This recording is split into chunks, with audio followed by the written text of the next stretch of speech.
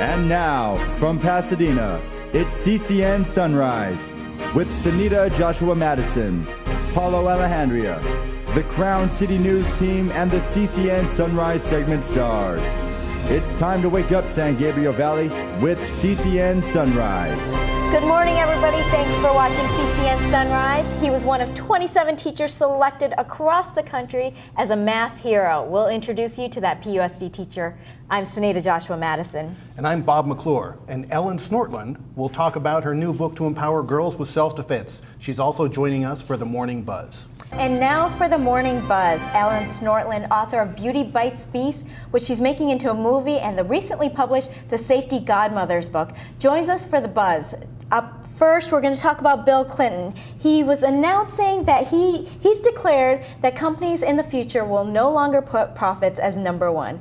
I'm not buying it. What do you guys think? Well, I think if corporations are going to survive, that they're going to have to take more of social policy into account, because there are a lot of stockholders too that would agree with that. So I think Bill Clinton is way optimistic, which is one of his qualities. Yes. I've been to the Clinton Global Initiative conference before, and it's full of a lot of really optimistic people. So I'm not surprised he would take that position.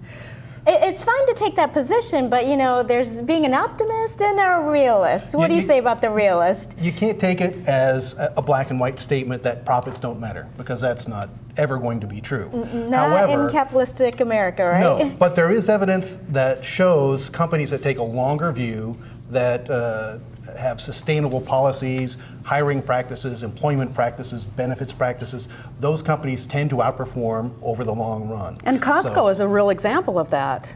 I mean, Costco has a really employee-friendly atmosphere. There are people that are loyal to it because of that, and also they have great health benefits for their workers, and they're well known for that.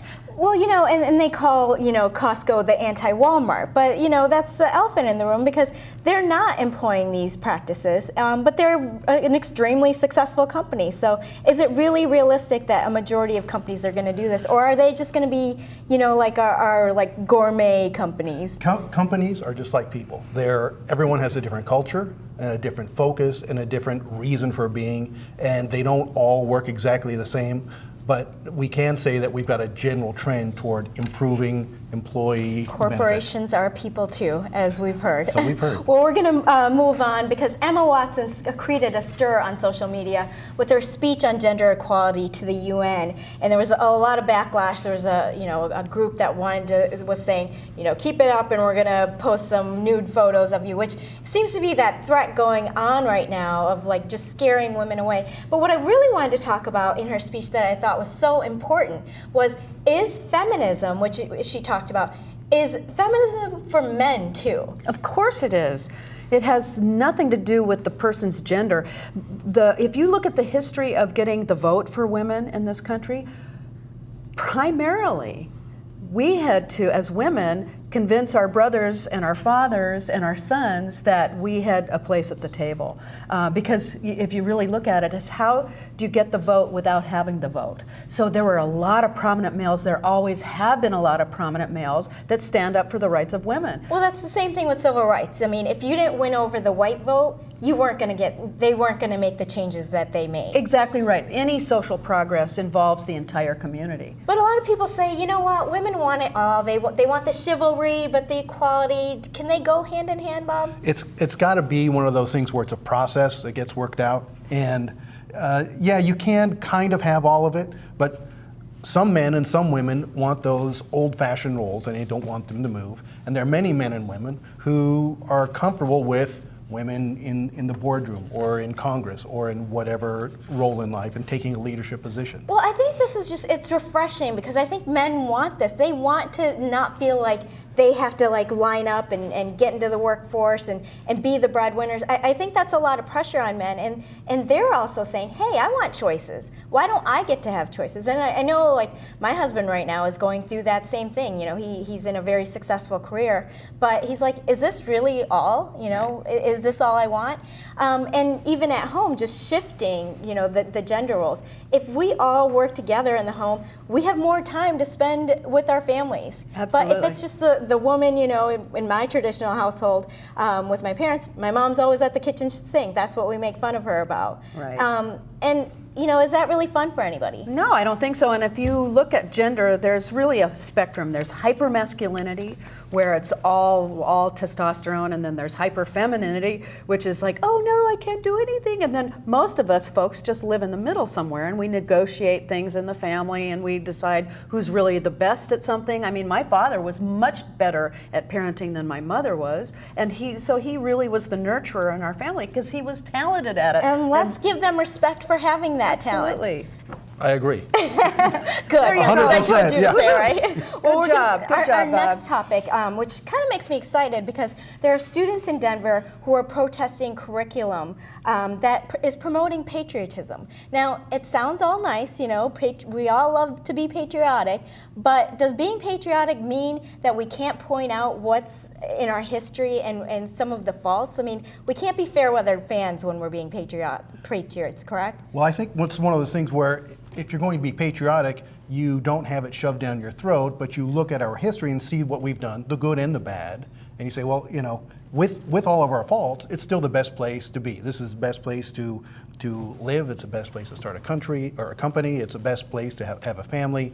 And a lot of that is because of the way the country was founded, the way it's structured. And yeah, if you say, well, let's only look at the things we do well, that's kind of a slippery slope. That's a step toward a direction you probably don't want to go, where you're kind of controlling or spinning the facts. Well, what do you, I see. Well, when Upton Sinclair, the famous muckraker who is famous for the book called The Jungle, he's famous for the quote that says, when fascism comes to America, it'll be wrapped in the flag and carrying a cross. And so it's no accident that the conservatives that have taken over these school boards and insist on kind of nicing up the curriculum, which means we only want positive images of the United States. It's not an accident they're right-wing conservatives. But, you know, I guess in some ways, too, I mean, is there sometimes too much concentration on the bad that, you know, like even with racism, for example, are we so mired in talking about slavery and that history that we can't move forward? So is there a point to kind of looking at the positives? Well, ending slavery is positive. Okay? Absolutely. And there's a lot of negative stuff that went into ending slavery. Okay, so you can't look at the result without looking at the process. And the process is not always nice. But I mean, you know, when we have race relations and race issues that come up, you know, everyone refers back to that time, but we've come a long way from that time. So is part of what they're trying to do is saying, we can't just be mired in the history. I was never mired in the history. I don't think that I had enough of what really happened and what it takes to make social progress. It takes, you know, the old saying is like it takes breaking a few eggs to make an omelet. And that's my experience of watching and reading about in-depth social progress. You got to do it. Okay. All right, well, Ellen, thank you so much for being here. We're going to have you come back for our next Buzz in the next half hour, and we'll find out more about your books and documentary. Thanks. All right, well, now it is time for the Buzz, and we have Ellen Snortland back. And we have some big stories coming out in the news right now. I'm going to get to it right now, and just give me a minute. First off, the big story going on, ESPN host Bill Simmons went on a rant about Roger Goodell. He was indignant, wasn't he? You know, Roger Goodell, that whole story is unfortunately the gift that keeps on giving in the news world. We can't stop talking about it. And obviously Bill Simmons couldn't either. Well, the thing is that football is a huge thing in the United States, so it's not a surprise that it would be ongoing and ongoing and ongoing. But I think that Goodell really got caught in some lies, because it's obvious that the NFL knew about both videotapes and pretended to know just about when he was dragging Janae out, but they actually saw the sucker punch in the elevator. Well, even without seeing it, you know, I mean, I know we've talked about this a lot, but I can't get over the fact that you didn't have to see it. They already told them what happened, and to know what happened, to me, it's even more disturbing, his reaction of dragging her out, showing no care whatsoever. Like, Isn't that enough? Right? Like, I don't know there what was you needed to see. He didn't even lean over to see if she was okay, or even, he didn't speak to her. It was weird, wasn't it? The elevator door was going to crush her head. I don't know. But, you know, the main story here with ESPN, I mean, they're suspending people right and left. You know, even Bill Simmons has been suspended before. Is it worth it if you want someone to speak their mind, but you're going to slap them on the wrist when they do? I don't get that. It's increasingly difficult with the number of dollars involved with the NFL and any of its vendors, like NBC or CBS, or in this case ESPN. It's very difficult for them to have a free reign as far as being journalists and say what they have to say or want to say without it stepping on some toes, and maybe in this case making it a difficult situation for ESPN, who pays $15 billion a year to broadcast Monday Night Football, which is every week the most watched television show in the country. Yes, So- but we still need journalists who are willing and able and have the guts to call us, you know, a liar a liar. Call the BS the BS. Yeah. But, you know, maybe he didn't, you know, considering maybe him taking into mind that he's working for a Disney-owned company, that maybe he didn't need to do it in the same way. I mean, think he was the really thing that challenging the thing them. that did him in was when he went forth and said, "And you better leave me alone." Basically, don't try to censor me, or I'll go public with Well, it it. was kind of a double dog dare, wasn't Yeah, it? he- Well, yeah, you speaking can't of put him double on the dog top of dare, that. and you know, people speaking their mind. Did you see the one about the anchor? Everyone's seen the Anchorage anchor who basically dropped the F-bomb and quit. Oh I mean, my. I should try that on this show. You know, I'm quitting. Anchorage I couldn't even do anchor. it. Exactly. It's like, Angry if it anchor. weren't in Los Angeles or New York or Chicago instead of Anchorage, probably would have been a much bigger story.